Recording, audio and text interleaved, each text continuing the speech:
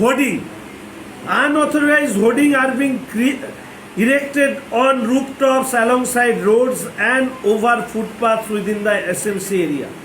Such installation pose safety hazards, obstruct public space, etc. etc. এই যে বিষয়টি এসছে হোর্ডিং সংক্রান্ত বিষয়, পারমিশনই নেই, তাহলে মালিক ছাড়া এর হোর্ডিং কি করে ওঠে? আধিকারিকরা দেখার পরেও দিনের পর দিন রাজস্ব আদায়, যেটা শহরের মানুষের জন্য খরচ করার কথা, সেগুলো খরচ হয়।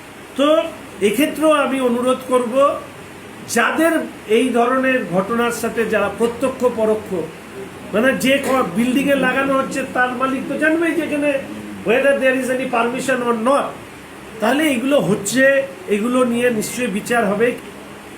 আমাদের মাননীয় মুখ্যমন্ত্রী এই ব্যাপারে বারবার বলেছেন যে দুর্নীতির ক্ষেত্রে সর্ব রকমের ব্যবস্থা নেওয়া হবে, কিন্তু অভিযুক্তকে সর্ব ধরনের সুযোগ দেওয়া হবে যে তার সপক্ষে যদি কিছু বলার থাকে তিনি নিশ্চয়ই বলবেন।